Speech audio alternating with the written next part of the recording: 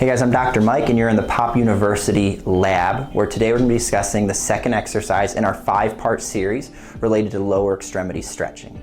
The goal with this series is that you'd be able to take all 5 of these exercises and apply each one of them individually to have a holistic approach to the lower extremities and the muscles that are being used while we exercise.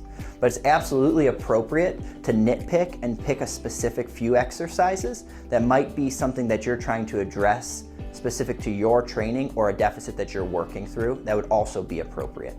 The exercise we're going to work on today is called the standing hamstring stretch, and as you would expect, it is focusing on the hamstring muscle.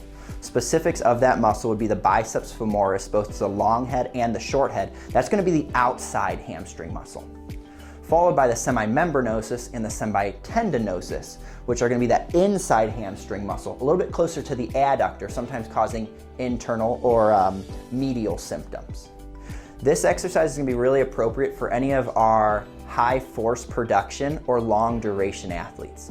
View it in the realm of the hamstring is a really big muscle, so when you're performing a deadlift, it's really important to generate force, in which case gets beat up from those lower extremity movements. But in the same realm, because it's a high force, those of us who are sprinters and runners are really going to use that hamstring to drive us forward and sustain that driving forward if we're going up a hill or a heavy incline. In order to perform this exercise, you're just going to need something that you can actually kick your leg up so that you have a straight position here with the leg kicked out. Right when you kick up, what you might feel is a little bit of tugging in the back of the knee.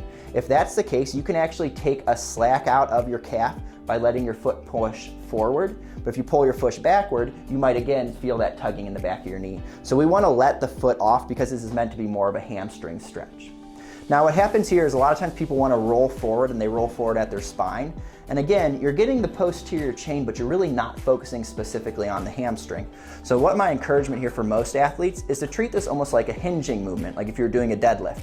So get yourself up nice and tall, keep that foot pushed forward, and let the hips drive forward. So you're not going to get a lot of motion at the spine, and in fact you shouldn't be able to push yourself too far forward, but if you're just hinging at the hips, you will immediately feel that hamstring light up.